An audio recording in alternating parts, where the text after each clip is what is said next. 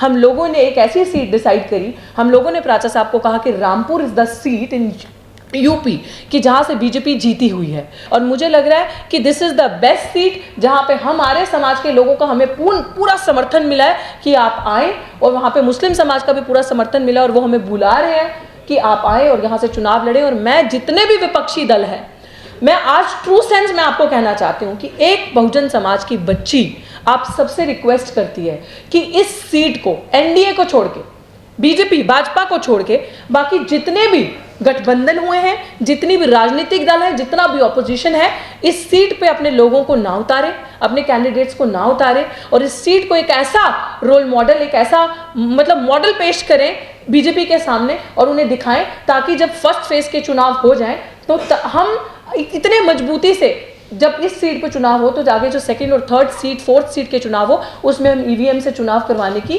Possibility रख सकें। मेरे साथ साथी आशुतोष भी बैठे हैं। अभी तक 229 दिन हो गए मेरे आंदोलन को दिल्ली विश्वविद्यालय में चलते हुए, और जिस तरीके को पुलिस को बैकफुट पे हमने रखा, और पुलिस जो झूठे केसेस हम पे लगा के रखती है, खासकर जब आप मार्जिनलाइज्ड कम्युनिटी से आते हो तो आपके ऊपर पानी बहुत जल्दी झुकाव में हो तो गिर जाता है, तो उसका सामना कैसे करना है, लड़ाई को ईमानदारी से, मजबूती से कैसे लड़ना है और पीछे नहीं हटना, और इस ताकत से जो हम लड़ाई लड़ रहे हैं तमाम अटैक होने के बावजूद, मुझे लग रहा है कि this is the best way कि अगर ऐसी शख्सियत हमारी सामने जाती है तो वो ईमानदारी से अंदर भी हमारी बात रखेगी, जब संसद में जीत के पहुंचेगी, और जमीन पे भी उतनी ही मजबूती से हमारे साथ रहेगी। हम लोगों पे इतनी बड़ी जिम्मेदारी आती है, हजारों के हिसाब से लोग हमसे मिलने आते हैं, हमारे दफ्तरों में आते हैं, लाइन लगती है, मैसेजेस आते हैं कि जब तक आपके हाथ में पॉलिटिकल पावर नहीं होगी, जब तक आप सत्ता में नहीं जाओगे, आप परिवर्तन नहीं कर सकते, जितना मर्जी गला फाड़ते रहे। सो समहाउ वी रियलाइज्ड कि कौन ऐसा इंसान कन्विंसिंग, प्लस जिसका जनता पे भरोसा है, प्लस जो आपकी लड़ाई जितनी मजबूती से वकालत अंदर करते हैं कोर्ट के अंदर, उतनी ही मजबूती से जमीन पे ईमानदारी से आपके साथ खड़े होते हैं। और उससे सबसे बड़ा टाइटल जो एक दलित बहुजन समाज ने देखते हुए जो एक ऑप्रेस सेक्शन उन्हें दिया है, which is Ambedkarite in a true sense, the person who is true Ambedkarite, जो सब विचारधाराओं को, समानता को मान के चलते हैं, और जिनका मैं इसलिए कह सकती हूँ क्योंकि मेरा केस भी एडवोकेट महमूद प्राचा जी लड़ रहे हैं, और जो मेरा केस था और जिस स्थिति में आज मेरा केस है, तो 100% SC/ST का सक्सेसफुल रेट अगर किसी एडवोकेट का है जीतने में, जितने भी केसेस हमारे दफ्तर में हैं, वो एडवोकेट महमूद प्राचा जी का है। और पूरे भारत के एक जाने माने एक ऐसी शख्सियत, ऐसे वकील जो किसी से डरते नहीं है, एक ऐसे लीडर की फॉर्म में वो उभर रहे हैं एक ऑप्रेस सेक्शन के लिए, खासकर पुलिस से कैसे सामना करना है, ऐसे नहीं कि गुंडागर्दी करके, पुलिस को कानून कैसे समझाना है, पुलिस को ये परिभाषा कैसे बतानी है कि तुम जनता के सेवक हो, पब्लिक सर्वेंट। सर्वेंट माने नौकर। व्हेन यू रियलाइज दिस कि जो तुम्हारी वर्दी है और इस देश का कानून सुधारात्मक है, दंडात्मक नहीं है। आपको इस देश का कानून और ये जो खाकी है, आपको जनता को डराने के लिए नहीं, जनता के बचाव के लिए और सुधार के लिए। ये वर्दी जो है ये क्रिमिनल्स को डराने के लिए है। इस चीज का फर्क बताना और इस चीज में चलना, और भारतीय जनता पार्टी के सामने ईमानदारी से, मुखरता से डरना नहीं। चाहे उन्होंने ईडी की रेड जब 2018 में प्राचा सर के 20 में सॉरी ऑफिस में हुई थी, हमारे ऑफिस में दफ्तर में रेड डाली, तो क्या डर जाना चाहिए था? तो क्या उसके बाद नहीं बोलना चाहिए था? तो सामने नहीं आना चाहिए था? लेकिन उस नैरेटिव को, उस ट्रेंड को ब्रेक करते हुए मिस्टर एडवोकेट महमूद प्राचा जी ने दिखाया कि इनका सामना कैसे करना है, आंखों में आंखें डाल के जुल्मी को, या जो बेईमान है या जो करप्ट है उसको करप्ट कहना है, और उनको उनकी असली पहचान दिलानी है कि देशद्रोह, देश भक्त का जो चोला पहने हैं वो असली में हर काम ऐसा कर रहे हैं जो राष्ट्र की मजबूती के खिलाफ है। उन सभी लोगों ने ये मिलकर बहुत केयरफुली ये सीट चुनी है। इसमें पहली चीज़ तो ये है कि बीजेपी जीती हुई है, और उसके बाद दूसरी चीज़ ये है कि यहाँ पे जुल्म और ज्यादती का एक आतंक पिछले चुनाव में मचाया गया है। लोगों को घर से निकलने नहीं दिया गया, और पुलिस फोर्सेस द्वारा, सेंट्रल फोर्सेस द्वारा लोगों को घरों के बाहर ही रोका गया वोट ना देने से। इसीलिए 70% जहाँ पे वोट पड़ते थे वहाँ पे 30-32% वोट पड़े, 30 के करीब, और भारतीय जनता पार्टी ये जीत गई। तो ये इसीलिए डिस्कशन करके ये तय हुआ था कि एक तो बीजेपी ये सीट जीती हुई है तो कोई विपक्षियों का कोई नुकसान नहीं होगा इस सीट पे लड़ने से।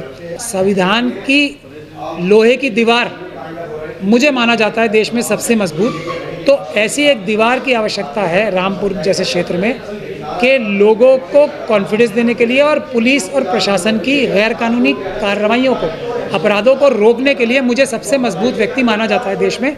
तो रामपुर एक ऐसे बेस्ट जगह है जहाँ पर मैं जाके ये एक एग्जाम्पल सेट कर सकता हूँ कि कैसे संविधान का, कानून का प्रयोग करके पुलिस प्रशासन के अपराध रोके जा सकते हैं शेड्यूल कास्ट कम्युनिटी के ऊपर और माइनॉरिटीज़ के ऊपर। वहाँ सबसे ज़्यादा अत्याचार भी हो रहे हैं। अभी एक बाबा साहब डॉक्टर भीमराव अंबेडकर की पोस्टर लगाने पे एक शेड्यूल कास्ट बच्चे को मारा गया था, जिसको जला भी दिया गया था। उसकी अंत्येष्टि भी उसके परिवार वालों को नहीं करने दिया था। वो लड़ाई भी मैं लड़ रहा हूँ। 8 तारीख को उसकी हियरिंग आ रही है लखनऊ हाईकोर्ट में।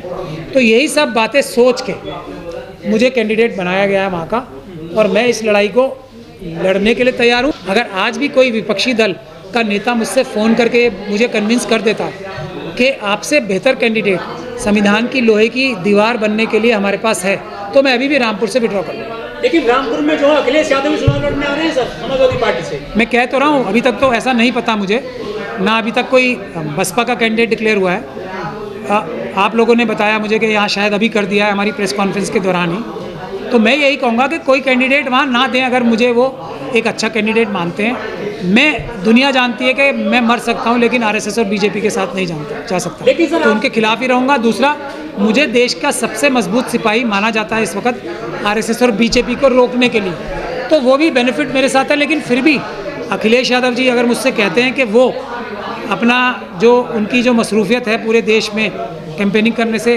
वो रामपुर में मुझसे बेहतर कैंडिडेट रहेंगे, अपनी जो बिजनेस है उनकी जो व्यस्तता है उसके बावजूद, तो मैं अभी विड्रॉ कर लूँगा। मुझे बात कर लें वो, मैं कर लूँगा विड्रॉ।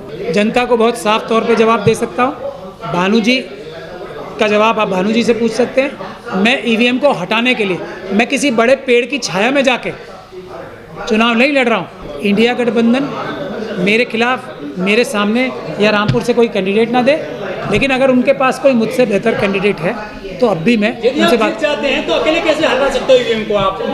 272 चाहिए सत्ता में आने के लिए, तब आप सत्ता में आएंगे तो आप कुछ बदलाव कर सकते हैं। मैंने हर आंदोलन में अकेले क्या करके दिखाया है। मेरे कई साथी मुझे पुलिस स्टेशन में छोड़ के भी गए हैं, आप लोगों ने सबने देखा है। कई मजबूत साथी मुझे अकेले, स्वार्थ तो नहीं है। मैं वही कह रहा हूँ ना, मैं निजी स्वार्थ पे बाद में आऊँगा। मैं वो सिपाही हूँ जो जान दे सकता है, लड़ाई नहीं छोड़ सकता। पुलिस के आगे आप सब लोगों ने देखा है, पुलिस को टैकल करने के लिए मैं सबसे आगे रहता हूँ अपने बाकी साथियों से। पुलिस, मेरे बाकी साथी मेरे से पीछे रहते हैं। और कोई अकेला आंदोलन अगर पुलिस से मुकाबले का होता है तो मुझे बुलाया जाता है, वरना वो आंदोलन नहीं होते हैं हमारे साथियों के, तो कम से कम ये बात आप लोग जानते हैं। निजी स्वार्थ में मैं भी किसी पॉलिटिकल पार्टी से टिकट ले सकता था, मैंने नहीं कोशिश की उसकी। अब ये देश की जनता पे है कि इस आग के दरिया से मुझे निकालती है। देश के सभी लोगों से मैं गुजारिश कर रहा हूँ कि इस आग में मेरे साथ कूदें। सभी अम्बेडकरवादी, सभी संविधानवादी, पूरे चांस नज़र आ रहे हैं अगर इंडिया गठबंधन मेरे खिलाफ कोई कैंडिडेट नहीं देता। मायावती जी का मुझे पता नहीं था कि उन्होंने कैंडिडेट अनाउंस, हमारे इस प्रेस कॉन्फ्रेंस के दौरान ही शायद वो अनाउंस हुआ है। मैं अभी भी उनकी बहुत इज्जत करता हूँ। मैं उनसे ये गुजारिश करूँगा कि अगर उन्हें ऐसा लगता है कि जो भी कैंडिडेट उन्होंने दिया है वो मुझसे मजबूती से, ज़्यादा मजबूती से बाबा साहब की लड़ाई लड़ सकता है, तो वो मुझसे बात कर ले। मैं अब भी अपना कैंडिडेचर विड्रॉ कर लूँगा अगर मायावती जी मुझसे बात करके मुझे कन्विंस कर दें कि वो जो उनके कैंडिडेट हैं मुझसे ज़्यादा मजबूती से वो लड़ाई लड़ेंगे। वरना मैं हमेशा अम्बेडकरवाद की लड़ाई, पार्लियामेंट में जाऊँ तब भी या ना जाऊँ तब भी अम्बेडकरवाद की लड़ाई मेरे लिए सबसे महत्वपूर्ण लड़ाई रहती है।